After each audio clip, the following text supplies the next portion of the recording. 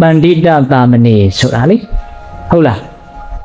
ဇလန်းတွေကတော့ကြားဘူးနေတာဆိုတော့ဦးဇင်းတို့ကအကျေပြောနေစရာမလိုဘူးလို့ထင်ပါတယ်ကတ္တပမြတ်စွာဘုရားလက်ထက်ကမဟာဒုတ်ဆိုကြားဘူးတယ်မဟုတ်လားကတ္တပမြတ်စွာဘုရားကိုငကျင်းသားနဲ့ဆွမ်းကတ်တယ်လေ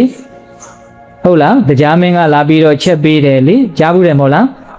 နှိမ့်နေတဲ့အိမ်ကလေးတွေကိုမြတ်စွာဘုရားဝင်သွားတာကတ္တပမြတ်စွာဘုရားဝင်သွားတာမြေကြီးကလည်းနှိမ့်မပေးဘူးအိမ်ကလည်းမြင့်မပေးဘူးဒါပေမဲ့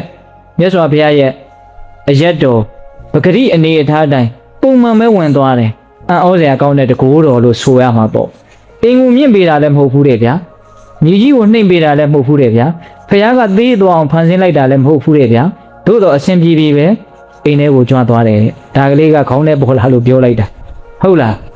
အဲ့ဒီမဟာဒုက္ခဦးဇင်းတို့မြတ်စွာဘုရားလက်ထက်ကြတော့ရှင်သာရိပုတ္တရာကိုတော်မြတ်ကြီးရဲ့အင်မတန်ရင်းနှီးတဲ့ဆရာတကားတွေရဲ့အိမ်မှာတကားကြီးတွေရဲ့အိမ်မှာပတိသေကျွဲရဲ့အိမ်မှာလူလာဖြစ်တာကိုဟုတ်လားအဲ့မှာလူလာဖြစ်တော့ငါဘုသူကျေးဇူးကြောင့်ဒီလိုဖြစ်လေဩရှင်သာရိပုတ္တရာကျေးဇူးကြောင့်အဲ့ဒီမှာနာမည်မှဲ့တဲ့နေ့မှာသူ့အောင်မှာခင်းထားတဲ့တသိန်းတန်တဲ့ကပလာလေးကိုကလေးလေးကတကယ်မှရက်သားလာသားလေးနော်အေးအဲ့ဒါလေးကိုကပလာလေးကိုလက်ညှိုးလေးနဲ့ရစ်ပြီးတော့ပြီးရင်သူကဒါကိုလည်းသူမနိုင်ဘူးပြောလည်းမပြောတတ်ဘူးလေအဲ့ဒီမှာဒီလက်ကလေးကိုဖြေလိုက်ရင်ကလေးကဘာလို့တော့ငိုတယ်အဲ့ဒီမှာရှင်သာရိပုတ္တရာသိတယ်ဒီကလေးကသူ့ကိုဒီကပလာပေးခြင်းနေတယ်ဘာလို့နေရတော့ကျေးဇူးတင်လွန်းလို့ကျေးဇူးဆက်နေတာသူကဟုတ်လားရှင်သာရိပုတ္တရာကိုပေးခြင်းနေတယ်ကလေးကထားပါတော့အဲ့ဒီမှာဒီရှင်ပန္တိတာကနောက်9နှစ်သားအရွယ်ရောက်တဲ့အခါကျတော့ရှင်သာရိပုတ္တရာကိုတော်မြတ်ကြီးရဲ့တပည့်ဖြစ်တယ်ဆိုကြပါစို့ဟုတ်လားအဲ့ဒီမှာဆွမ်းငံကြွသွားတော့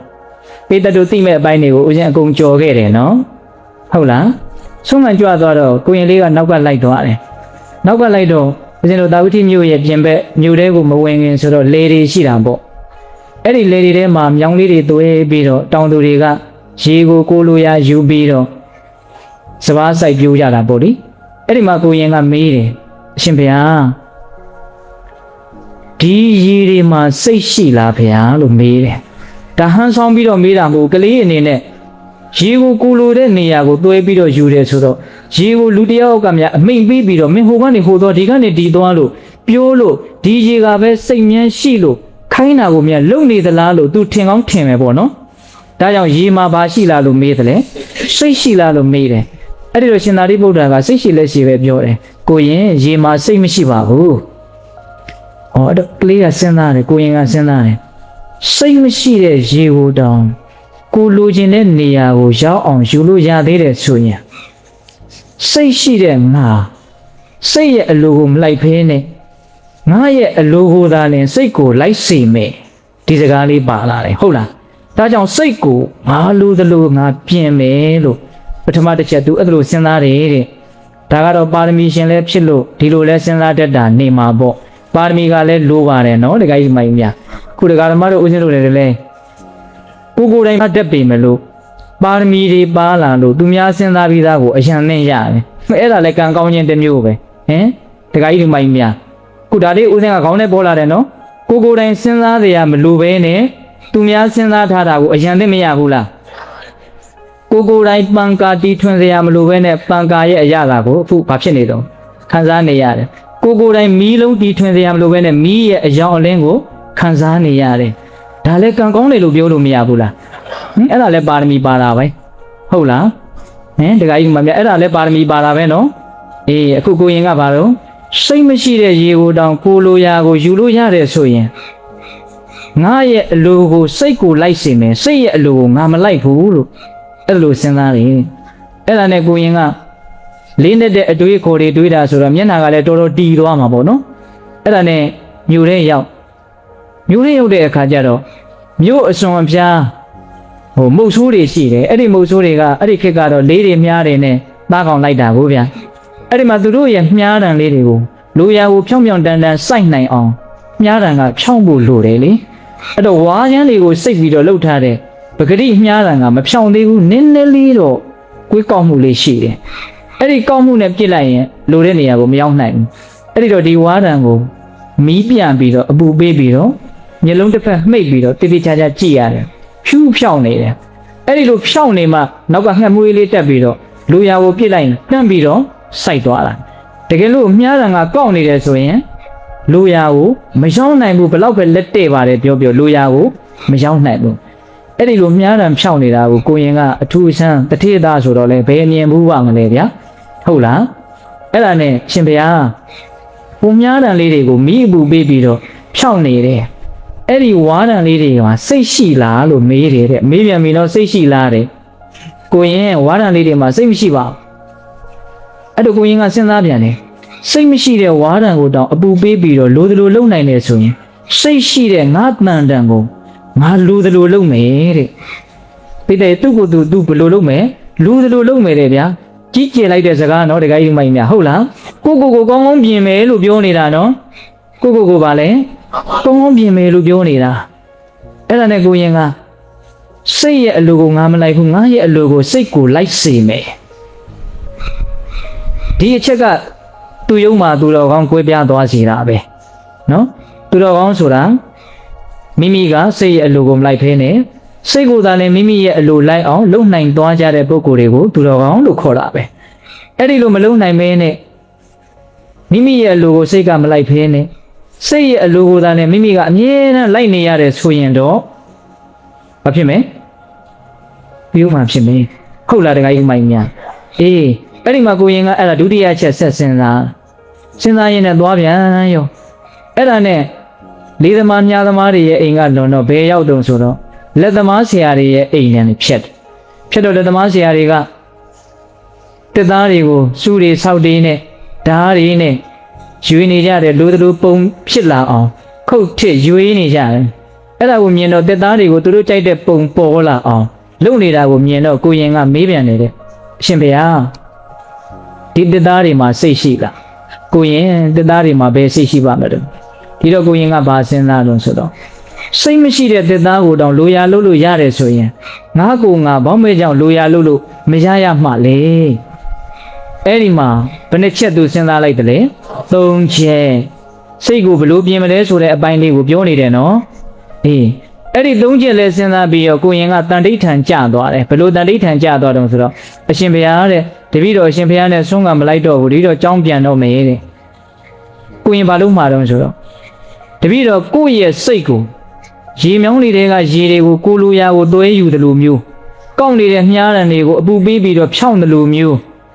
တေရိုင်းလုံးတွေကိုလိုတဲ့ပုံစံရအောင်ရွေတယ်လို့မျိုးကိုယ့်ရဲ့စိတ်ကိုစိတ်တိုင်းကြဖြစ်အောင်သွားပြင်မလို့အဲ့ဒါလိုပြောတာနော်ကျောင်းတော်ကိုပြန်ပြီးတော့ကမ္မထအာယုံတရားနှလုံးကျင့်သုံးမယ်ပေါ့အဲ့ဒီလိုပြောတော့မထေရမြတ်ကြီးကလည်းကောင်းပြီအဲ့ဒါကိုရင်ကမှားသေးတယ်အရှင်ဘုရားတဲ့တပည့်တော်ကိုမချင်းသားလေးရအောင်ဆုံးခံခဲ့ပါတဲ့သူကငကိုဘွားကပါလှူခဲ့တာလို့မချင်းသားလှူခဲ့တာကံတွေစိတ်တွေစေတနာတွေရဲ့အစွမ်းတွေကလည်းဆန်းကြည်တယ်ဗျအဲ့ဒီလိုငချင်းသားလှူခဲ့တော့ရတာပဲငချင်းသားကဒါဘယ်သိပ္ပံပညာရှင်ရဲ့ပစ္စည်းနဲ့မှတိုင်းတာလို့တွက်ချက်လို့စုံစမ်းလို့ထောက်လှမ်းလို့မရနိုင်ဘူးဗျအဲ့ဒါဘာခေါ်မလဲကမ္မဝိပါကောအာစိန်တေယောကိုလှုပ်ထားတဲ့အလုပ်တွေရဲ့အစွမ်းတတ္တိဆိုတာနားလည်ဖို့အတွက်ကြံစီဖို့ခက်ခဲတယ်ဟုတ်လားကြံစီခြင်းနယ်ပယ်ရဲ့ဟိုဘက်ကိုလွန်သွားတယ်လို့ပြောကြပါစို့ကံရဲ့အကြောင်းကိုတအားနားလည်အောင်ကြံစီမယ်ဆိုရင်အခက်မသိရင်စိတ်တောင်ဖောက်ပြန်သွားနိုင်တယ်ဟုတ်ဆိုသိပြီးတော့ကျေပြန်လွန်းလို့လေးနဲ့လွန်းတော့နားလည်တဲ့လောက်ပဲနားလည်မယ်အကုန်လုံးနားလည်ဖို့မဖြစ်နိုင်နော်ဘူဇံလောကံဤလေးတံမကြံအပ်စွာယူဒလကြားဘူးတယ်မို့လားဘုဆိုတာမြတ်စွာဘုရားနဲ့ပတ်သက်ပြီးတော့ဘုရားရဲ့အစွမ်းနေအင်မတန်ကြီးကျယ်တယ်ပါရမီတွေအကြီးအကျယ်အထွတ်ထိပ်ရအောင်ဖြည့်ခဲ့တာဆိုတော့အကျိုးတရားတွေကအင်မတန်စမ်းကြယ်အင်မတန်ပြည့်စုံအင်မတန်လုံလောက်နေတော့ကိုယ့်ရဲ့တထွားတမိတ်ဉာဏ်လေးနဲ့ဖြစ်မှဖြစ်နိုင်မှာမလားလို့ဘုရားနဲ့ပတ်သက်ပြီးတော့စဉ်းစားမယ်ဆိုရင်နားမလည်တဲ့အချက်တွေအများကြီးရှိဇံစိတ်ဆွမ်းအားကြောင့်ရလာတဲ့ဇံတရားနော်အဲ့ဒီဇံတို့ရဲ့အကြောင်းကိုစဉ်းစားမယ်ဆိုရင်လေကိုမမှီတဲ့အတွက်ကြောင့်အကုန်လုံးနားလည်ဖို့မလွယ်ပါဘူးဘုဇံလောဆိုတာပါလေလောကကြီးရဲ့အကြောင်းဘယ်ကနေစဖြစ်လာ ဘာတွေတော့ဘာတွေတော့ဟာဂျိုးတွေနက်ခတ်တွေတာယာတွေကျဲကဘာတွေတော့တတဝါတွေကဘာတွေတော့လောကကြီးဘလို့တော့ကဲစဉ်းစားတာဟင်ဒီကမာကြီးတွေညံနဲ့ငုံမိရလားမငုံမိဘူးအဲ့ဒါကိုကမသိဘဲနဲ့ပေးတီးပြီးတော့ထိုင်းပြီးတော့စဉ်းစားနေမယ်ဆိုရင်အဖြေရနိုင်မှာမလားမရနိုင်ဘူးမြတ်စွာဘုရားလက်ထက်ကတကားတယောက်ကအဲ့ဒါလိုပဲစဉ်းစားဖို့တယ်စဉ်းစားရင်းနဲ့သူဘာလို့တုံဆိုတော့သူအတွေးတွေလွန်တာပေါ့လေလွေရင်းနဲ့လာဝတိမြို့ရဲ့ပြင်ဘက်ကရေကန်တကန်နားမှာသူစိတ်ပြက်နဲ့ထိုင်နေတဲ့ထိုင်တော့အဲ့ဒီနားမှာကြာရွက်ကလေးတွေကြာဘူးလေးတွေလည်းရှိတယ်အဲ့ဒီဟာကိုသူစိုက်ကြည့်နေတော့စစ်သားတွေစစ်တပ်တွေရှေ့တုန်းကမင်းကြီးမင်းသားတွေဝတ်ထားတဲ့အဝတ်မျိုးနဲ့ပေါ့လေဟုတ်လားအင်္ဂါ၄ပါးရှိတဲ့စစ်တပ်ကြီးကအဲ့ဒီကြာဘူးကြာစတွေရတဲ့ဝင်သွားတာတဲ့သူမျက်စိနဲ့မြင်လိုက်တယ်မြင်လိုက်တော့သူကစဉ်းစားတယ်မဖြစ်နိုင်တာကြီးနော်ငါယူညံ့ယူသွားပြီလားမသိနော်ကြာဘူးကြာဆွဲတွေကိုဘာလို့အင်္ဂါ၄ပါးနဲ့ပြည့်စုံတဲ့စစ်တပ်ကြီးဝင်သွားတဲ့အဲ့ဒါနဲ့သူတော်တော်လန့်သွားတယ်ငါဘာတွေတွေးမိလို့ဘာလို့ငါတကယ်မြင်လိုက်တာအဲ့ဒါနဲ့သူကလူတွေကိုပြောတယ်သူ့ရဲ့မိတ်ဆွေပေါင်းတဲ့တွေကိုဟဲ့ငါယူညံ့သွားပြီလားမသိဘူး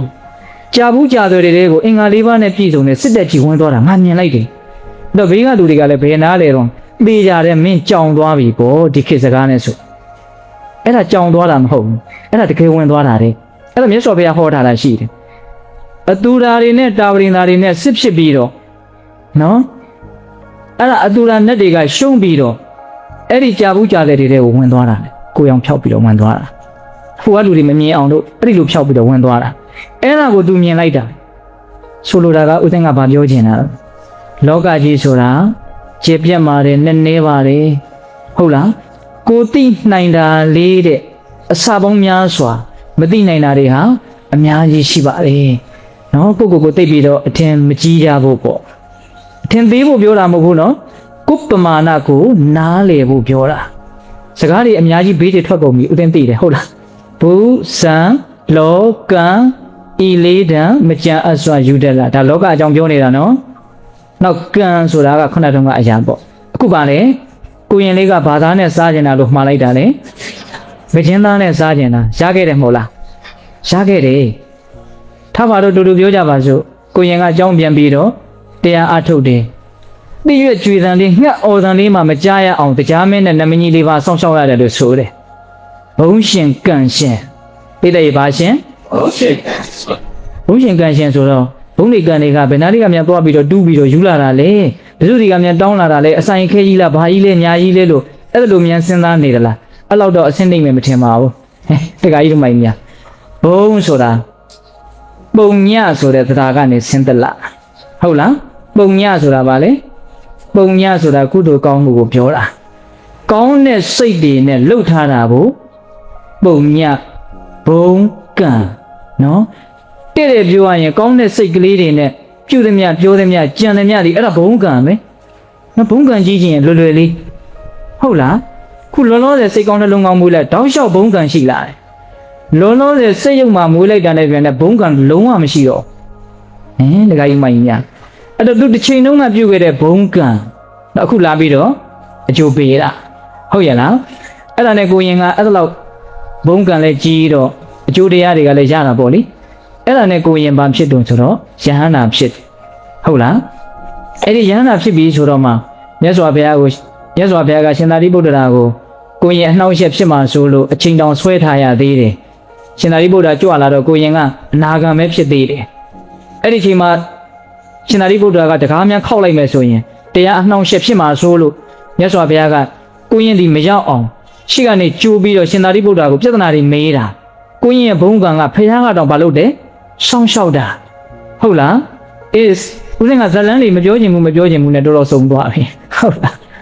ပြောစရာလေးတွေကလည်းအဲ့ဒါကနည်းနည်းကောင်းလို့ပါနော်အဲ့ဒါနဲ့ကိုရင်ယဟန္တာဖြစ်ပြီဆိုတော့မှမြတ်စွာဘုရားကအဲ့ဒါကိုအကြောင်းပြုပြီးတော့ဦးစင်တို့ဒကာကြီးဒကာမကြီးများဦးစင်တို့အတွက်အင်မတန်အသုံးတဲ့မဲ့တကယ်လည်းအသုံးတဲ့တယ်ဂါထာကလေးမြတ်စွာဘုရားအဲ့ဒီမှာဟောတယ်အဲ့ဒါကတော့ဒီတရားတော်ရဲ့အနှစ်ပေါ့နော်